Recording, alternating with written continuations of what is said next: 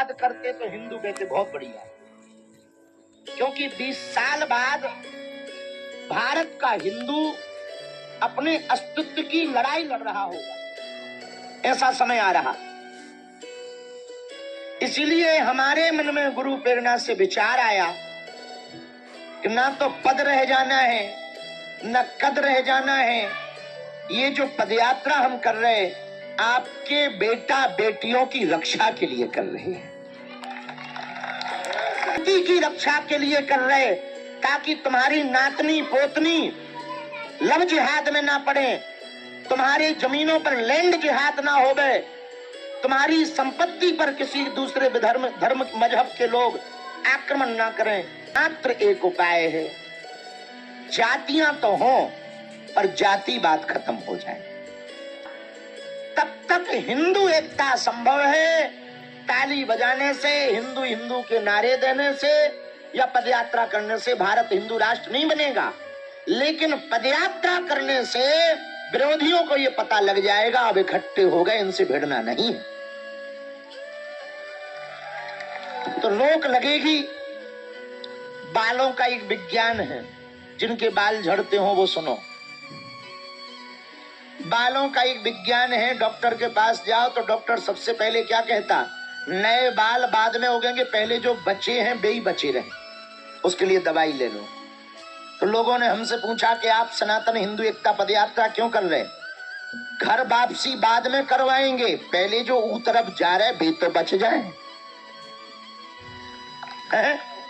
वो तो बच जाए। वो कैसे बचेंगे? हिंदू ईसाई में कन्वर्टेड होता है तो सिस्टर और सर कहलाता है, हिंदू मुसलमानों में कन्वर्टेड होता है तो भाईजान अम्मा जान कहलाता है। पर हिंदू हिंदू में रहे तो ये बोले कुर्मी है, ये पटेल हैं, ये पंडित जी हैं, ये फलाने जी हैं, ये वर्मा जी हैं, ये जाट जी हैं, ये गुर्जर जी हैं। हम ये नहीं कह रहे कि आप ये जातियों के सरनेम मिटा दो ना, पहले ये कहो कि हम हिंदू हैं और हिंदुस्तान हमारा है। अब आप कहोगे गुरुजी पदयात्रा क्यों कर रहे? पूछो क्यों कर रहे? देखो, हमें शौक तो चढ़ा नहीं है घूमने का और पांव में फोड़ा पड़वाने का। दूसरी बात, हमको नेताजी बनना नहीं है, सो वोट मांगना नहीं है, ठटरी बनाओ। तीसरी बात, हम काऊ पार्टी के नहीं है कि पार्टी का भला होगा। फिर पदयात्रा क्यों कर रहे? सुनो बहुत ध्यान पूर्वक।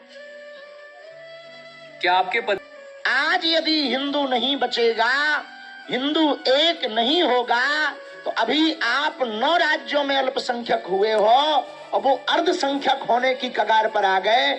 जिस दिन वो अर्धसंख्यक हो जाएंगे तुम अल्पसंख्यक हो जाओगे, संपत्ति तुम्हारी होगी, कब्जा उनका होगा।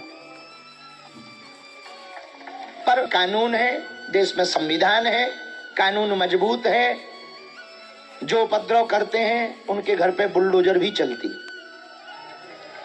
हमने ऐसा देखा है न्यूज पे। हम आपसे एकमात्र प्रार्थना हिंदुओं से करना चाह रहे, 24 घंटे में 1 घंटा आप हमको दो, 1 घंटा मात्र। 1 घंटा तुम्हारा, हिंदू राष्ट्र हमारा। बने कब बने ये भगवान की कृपा है, पर पुरुषार्थ तो करो। अच्छा, गांव में बैठे बीड़ी जानत तुम हो? बीड़ी तो जानत हो। हमारे गांव में एक आदमी कान में बीड़ी खोस के आओ, हम कहा भैया ये कान में क्यों खोसे? बोले एक ही बची। सो हम कहा कान में क्यों खोसे? बोले एक ही बची। तो हम कहा जेब में डाल लो, एक बची तो कोई दिक्कत नहीं, आगे की जेब में डाल। बोले कितनों बड़ी जेब में डालो, कितनों संभाल के डाल लो, अकेली बीड़ी टूट जा। तो हम कहा बिंडल। बोले बिंडल में नहीं टूटा था। बात समझ आई?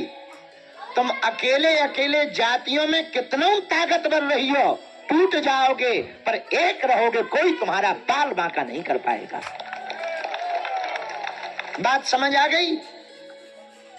इसीलिए पूरे विश्व में एक संदेश आ जाए। आज फ्रांस सड़कों पर उतरा है, क्यों?